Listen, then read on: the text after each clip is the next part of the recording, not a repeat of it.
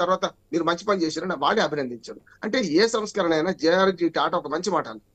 వ్యక్తి గాని సంస్థ గాని ఎప్పటికప్పుడు పరిస్థితులకు అనుగుణంగా మారకపోతే అవి దివాలా తీస్తాయి అన్నారు. ఇవాళ విద్యుత్ రంగ సంస్కరణలు కాంగ్రెస్ పార్టీ చేసినాడు, వీళ్ళు చేసినాడు, వాళ్ళు వ్యతిరేకించే బదులు విద్యుత్ రంగ సంస్కరణలు ఆహ్వానించాల్సిందే. ఇవాళ గతంలో మొన్నదాకా టీఆర్ఎస్ మొండి పట్టు బట్టి మేము మీటర్లు పెట్టని పెద్ద హీరోయిజం మాట్లాడుతున్నారు. మీటర్లు పెట్టకపోవడం హీరోయిజం కాదు, మీటర్లు పెట్టియాలంటున్నాడు. ట్రాన్స్ఫార్మర్ల మీద అక్కడ కూడా కేసీఆర్ గారు ఎప్పటికో మాట అంటుంటారు. నదుల మీదకి పోయినప్పుడు తెలంగాణ ఉద్యమ సమయంలో నేను గంగా మాతకు గంగా అంటే మనం అంత గంగా అంటాం, గోదావరి గంగనే అంటాం, కృష్ణని గంగనే అంటాం. గంగా అంటే నీళ్లు అని అర్థం. ఆ నదుల మీద పోయేటప్పుడు నేను ఆ భక్తితోని మా కరువు తీరాలి, మాకు తెలంగాణ పంటలు పండాలని నేను రూపాయి 2 రూపాయలు వేసేవాడిని అని నదుల్లో వేసేవాడిని అంటారు కదా.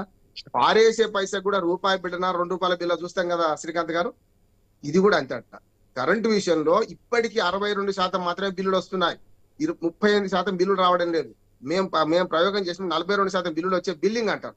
బిల్లింగ్ వ్యవస్థ 42% బిల్లులు వచ్చేవి, 55% బిల్లులు రాకపోయేది. మేము దాని కారణాలు అన్వేషించడం.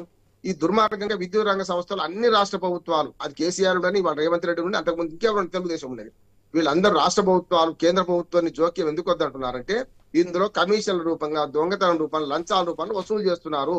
అది వాస్తవం. ఏ ప్రభుత్వంలో వాస్తవే. బీజేపీ రాష్ట్ర ప్రభుత్వాలు ఉండేది కూడా వాస్తవం అంటున్నారు. ఎందుకంటే పీక్ అవర్స్ లో విద్యుత్ కొనుగోలు ఒప్పందాలు కుదుర్చుకున్నప్పుడు ప్రభుత్వాల మధ్యలో జరిగినప్పుడు ఏం కాదు. ఇప్పుడు నేను చేస్తే మంచిది, ఇంకోటి చేస్తే మంచిది కాదు. అన్ని పార్టీలు ఏం చేస్తున్నాయి, రాష్ట్ర ప్రభుత్వాలు ఎందుకు ఒప్పుకోవడం లేదంటే ఈ సంస్కరణను రాష్ట్ర ప్రభుత్వం, విద్యుత్ రాష్ట్ర ప్రభుత్వం ఉంది, భూమి రాష్ట్ర ప్రభుత్వం ఉంది, వ్యవసాయం రాష్ట్ర ప్రభుత్వం ఉంది. కానీ ఈ సంస్కరణలు దేశవ్యాప్తంగా జరగాలి. ఎందుకంటే ఇవాళ నేషనల్ గ్రిడ్ వచ్చింది శ్రీకాంత్ గారు. నేషనల్ గ్రిడ్ కాకముందు మనకు ఛత్తీస్గఢ్ కరెంట్ తీసుకోవడానికి వీలు లేకుండే, కనుక అది మంచి పని చేసిండ్రు.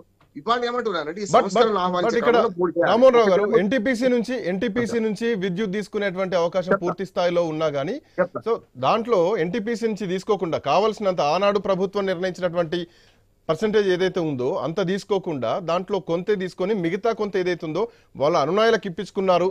సో దీంట్లో బినామీలు ఉన్నారు, ఇక్కడనే భారీగా స్కామ్ జరిగింది అన్నది ఈరోజు ప్రభుత్వం చెప్తున్నటువంటి మాట. ఖచ్చితంగా అవినీతి జరగలేదు అంటలేదు, కానీ దీనికి ఒక బేస్ ఉండాలంటున్నారు. ఒకటి ఏంటంటే మీరు అన్న ఎన్టీపీసీ 600 మేము తెలంగాణ రావడానికి వస్తే మూడు ఒకటే దెబ్బకు 2 పిట్టలని 2 అన్నాను. విద్యుత్ రంగంలో ఒకటి మంచిది అన్నాను. 650 మనకు ఏవైతే మెగావాట్ల విద్యుత్ మనం ఎన్టీపీసీ ఎక్కడ ఉంది, తెలంగాణలో ఉంది.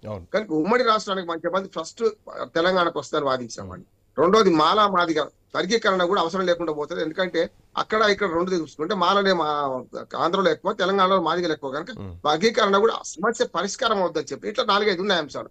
విద్యుత్ రంగంలో 25,000 మెగావాట్ ఎప్పుడు వచ్చిందండి ఎన్టీపీసీ? నిన్న మొన్న మొత్తం ఉత్పత్తి మొత్తం పెరిగి దాకా ఉన్నది ఎన్టీపీసీ లేదంటే 650 మెగావాట్లు ఫ్రీగా వస్తున్నాయి మన తెలంగాణకు అదనంగా.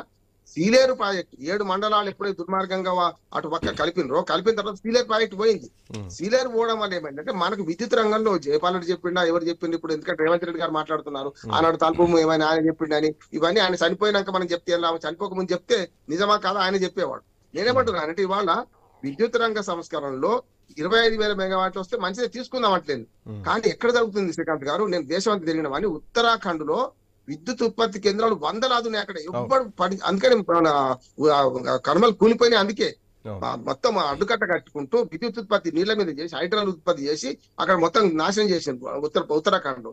అట్లనే చూసుకుంటే ఛత్తీస్గఢ్కి ఏమో వ్యవసాయ భూమి తక్కువ ఉన్నది, అడవులు ఎక్కువ ఉన్నాయి, వాళ్ళ కరెంటు ఎక్కువ ఉన్నది. ఇప్పుడు ఎప్పుడైనా శ్రీకాంత్ గారు మన చిన్నప్పటి నుంచి చూస్తాం బార్డర్ పద్ధతి అంటే నా దగ్గర ఉన్న వస్తువు నీకు ఇస్తాను, నీ దగ్గర ఉన్న వస్తువు నేను తీసుకుంటాను, అదలవాదలు చేసుకోవడం అంటారు కదా. ఇది కరెంటు విషయంలో జరుగుతుంది. కానీ కరెంటులో ఏమవుతుందంటే ఈ లైన్లకు వచ్చిన తీగల మీదకి వచ్చిన కరెంట్ వినియోగించకపోతే వేస్ట్ పోతుంది కనుక దాన్ని వినియోగించే క్రమంలో చేయాలి. ఇక ఇప్పుడు అంటున్నా ఇవాళ అసెంబ్లీ సాక్షిగా జరిగిన చర్చలో 2 విషయాలు నేను గమనించాను. ఒకటి అసలు విషయం నుంచి కొత్తరు మాట్లాడిండు, రెండోది వ్యక్తిగత వ్యక్తం చేసుకున్నారు, తీసేసిండు. జరగాల్సింది ఏంటంటే నిజంగానే యాదాద్రి భద్రాద్రిలో అవినీతి జరిగింది అనుకుందాం కొద్దిసేపటికి, ఎందుకంటే 2 పార్టీలు టీఆర్ఎస్ లేదు కనుక నేను చెప్తున్నాను జరిగింది అనుకుందాం. విద్యుత్ ఈ 2 నిర్మాణ సంస్థలు ఎవరు నిర్మాణం చేస్తున్నారు? Contractor BHEL. విద్యుత్ కొనుగోలు ఒప్పందాలతో ఎవరితో చేస్తున్నారు? ఛత్తీస్గఢ్ ప్రభుత్వంతో. నేను మీటర్లు పెట్టొద్దని టీఆర్ఎస్ అన్నదానికి ఎంత వ్యతిరేకిస్తున్నానో ఈ 2 ఒప్పందాల మీద సమీక్ష చేస్తే 2 ప్రభుత్వాల మీద ఒప్పందం జరిగింది. కేసీఆర్ ఎందుకు పిలవాలి? ఛత్తీస్గఢ్ ముఖ్యమంత్రి పిలుద్దాం, అప్పటి ముఖ్యమంత్రిని పిలుద్దాం, అట్లాగే ఛత్తీస్గఢ్ లో ఇప్పుడున్న అధికారులను పిలుద్దాం, ఈ అధికారులు కమిషన్ ముందుకు హాజరుగా మందాం. దొంగతనం జరిగి తెలుస్తుంది కదా, ₹3 అదే అంటే ఏమంటాను అంటే కమిషన్ వేయమని జగదీష్ రెడ్డి గారే స్పష్టంగా వేశాం. ఆ కమిషనర్ ఎవరైతే ఉన్నారో ఆ జస్టిస్ నరసింహారెడ్డి గారు ఆనాడు చెప్పాను, సుప్రీంకోర్టు నేను చెప్పింది నిజమైంది, ఆయన సుప్రీంకోర్టు చురక వేసింది.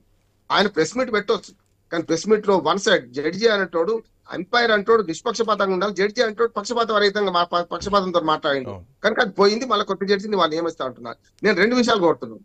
ఒకటి, అప్పు చేయనోడు అధిక శ్రీమంతుడే, కానీ అప్పు చేయకుండా కుటుంబాలు ఉండవు, ప్రభుత్వాలు ఉండవు. 40,000 కోట్ల రూపాయలు అప్పు చేసిండు. అప్పు అంటే అది గ్యారంటీ అప్పు అంటారు. ఇప్పుడు కాంగ్రెస్ ప్రభుత్వం చెప్తున్న 7 లక్షల కోట్లు ఏవైతున్నాయో అలా 3 రకాల అప్పులు ఉన్నాయి శ్రీకాంత్ గారు. మనం వాస్తవం ప్రజలకు తెలపాలి. అదొకటేమో బడ్జెటరీ అప్పులు 4 లక్షల చిల్లర, ఒకటి కాళేశ్వరం అప్పులు కార్పొరేషన్ 90,000 కోట్లు, మూడవది ఈ విద్యుత్ సంస్థల మీద తెచ్చిన 40-45,000 కోట్లు అప్పు తెచ్చారు, కాదంటలేదు. కానీ ఈ అప్పు తెచ్చి రెండు కనపడుతున్నాయి కదా మనకి, విద్యుత్ కేంద్రాలు కనపడుతున్నాయి కదా. ఇక ఎక్స్ట్రా అయిందటరా. ఏ ప్రాజెక్టు కూడా మన ఇల్లే సార్, మనం ఇవాళ ముందు పెట్టి ఏడాది లోపల పూర్తి కాకపోతే 2వ సంవత్సరంలో 20% బడ్జెట్ పెరుగుతూ అంటున్నాను. ఇప్పటికి ఏడాదికి మరి 10 ఏళ్ళు 8 ఏళ్ళు 9 ఏళ్ళు పోయినాక 30% 40% పెరగాలంటారా? ఎప్పటి ఖర్చులు అప్పుడు ఉంటూనే ఉంటాయి. నిత్యావసరాల ధరలు పెరిగినట్టే ప్రతి కోట్లతో శ్రీకాంత్ గారు ఒక మాట 528 కోట్లతో నాగండి సార్ గట్టిన ఆనాడు మొత్తం 2 దేశాలు పూర్తి చేస్తారు. 3వ దేశం కూడా శ్రీరామ్ సార్ 3వ దేశం ఇప్పటికి పూర్తి కాలే. మరి ఆ ప్రాజెక్ట్ ఖర్చు ఎక్కడ, మొదలుపెట్టినాడు ఎక్కడ, ఇవాళ దానికి 100 రెట్లు 500 రెట్లు ఎక్కువ అయితే ఏది ఇప్పుడు ఆ చిన్న పని 3వ దేశం పూర్తి చేయాలంటే ప్రాజెక్టుల విషయంలో సగం కట్టినవి ఎప్పుడైనా